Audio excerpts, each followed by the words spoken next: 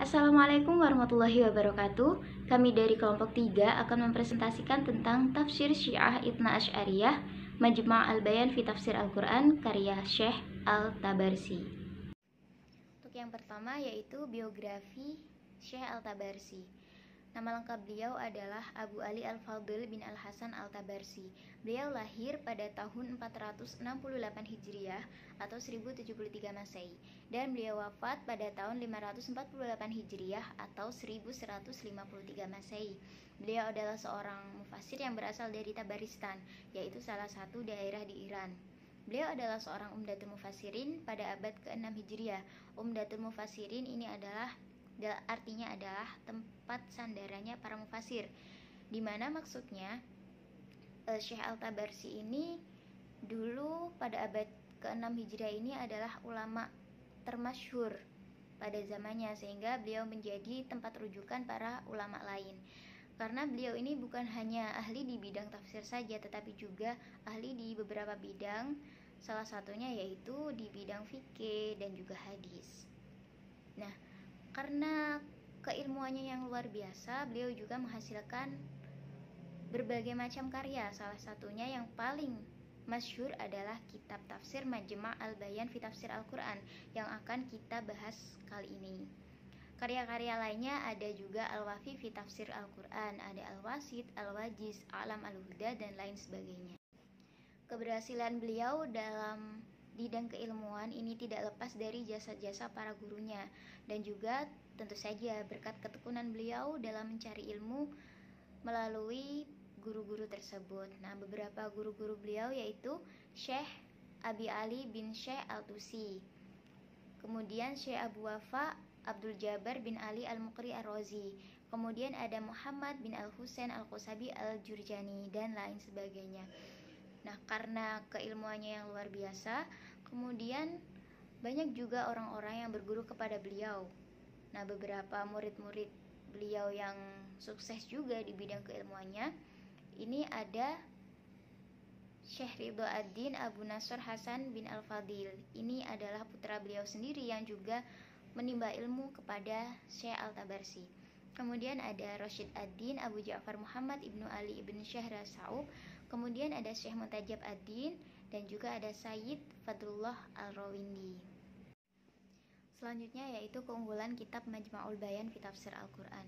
Kitab tafsir ini adalah kitab terbaik di masanya, karena kitab ini sudah menafsirkan Al-Quran secara lengkap mulai dari Al-Fatihah sampai dengan An-Nas. Kemudian kitab ini menghimpun berbagai ilmu Al-Quran dan cabangnya secara komprehensif, di mana kitab ini bukan hanya menafsirkan ayat-ayat Al-Quran saja, tetapi juga memberikan penjelasan secara detail mengenai ilmu-ilmu Al-Quran yang berkaitan dengan ayat tersebut.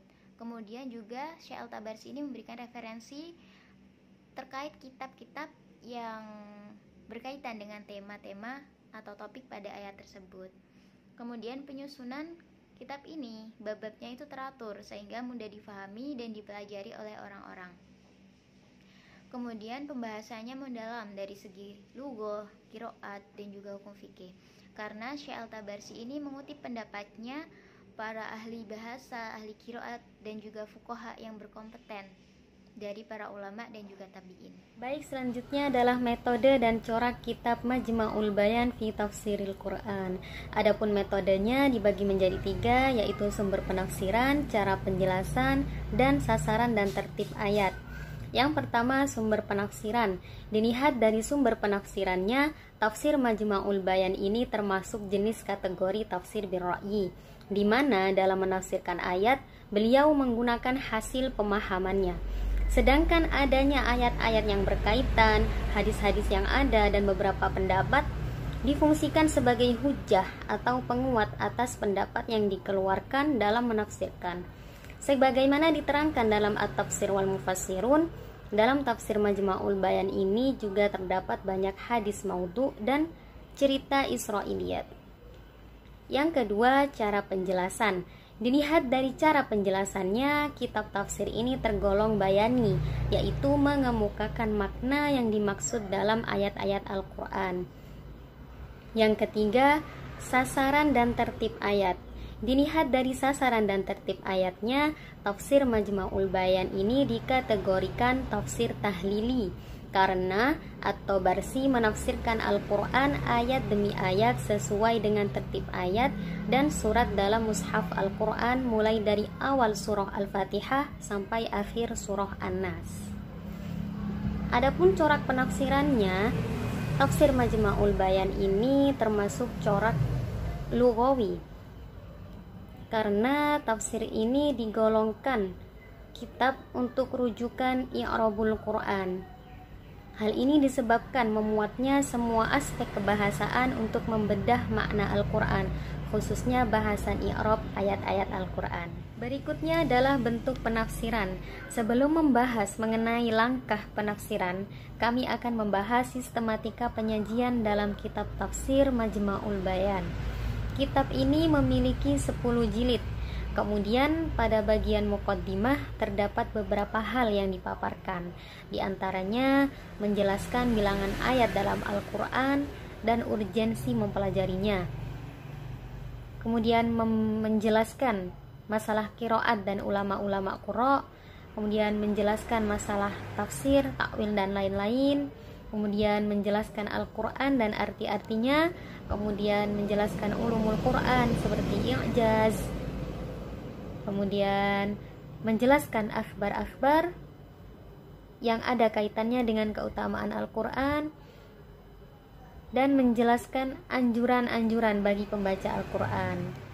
Kemudian At-Tabarsi melanjutkan dengan menafsirkan Al-Quran memulai dari ta'awudz, basmalah, surah Al-Fatihah hingga surah An-Nas. Selanjutnya yaitu langkah penafsiran. Yang pertama, At-Tabarsi memulai penafsiran dengan menyebut jenis surat, apakah termasuk surah Makkiyah ataupun surah Madaniyah. Yang kedua, menjelaskan perbedaan ulama mengenai jumlah ayat.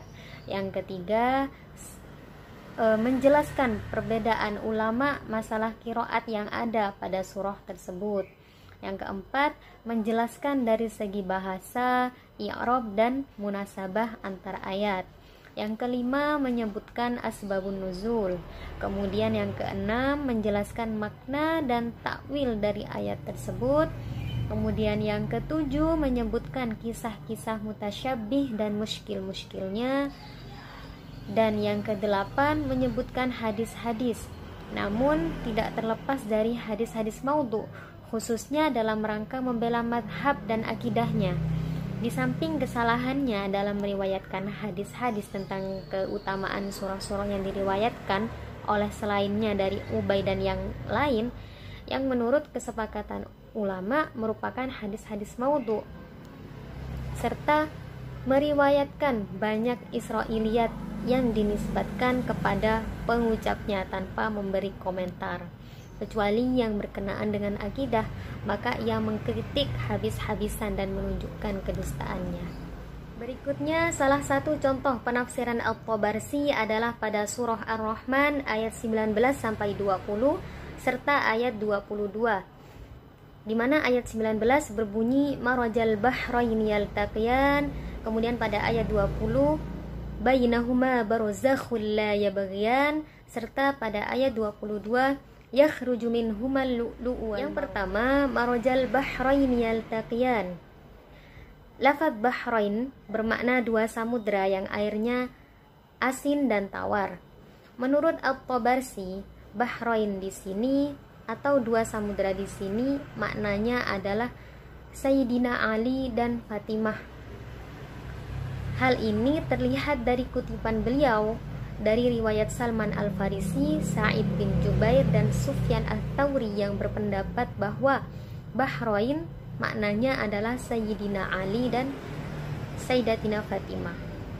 Kemudian ayat selanjutnya yaitu bainahuma barzakhul la yabghiyan. Beliau menafsirkan ayat ini dengan di antara keduanya ada sekat, yakni Rasulullah. Jadi menurut At-Tabarsi, lafaz barzakh di sini berarti Rasulullah. Kemudian pada ayat 22 yakhruju minhumal lu'lu'u wal marjan, At-Tabarsi menafsirkan Dari keduanya, maksudnya Ali dan Fatimah, lahirlah Hasan dan Husain. Jadi menurut At-Tabarsi, lafadz lu'lu' wal marjan di sini adalah Hasan dan Husain. Jadi kesimpulan penafsiran At-Tabarsi dalam ayat ini bahwa Bahrain adalah Ali dan Fatimah, kemudian Barzakh adalah Rasulullah, serta lu'lu' wal marjan di sini adalah Hasan dan Husain.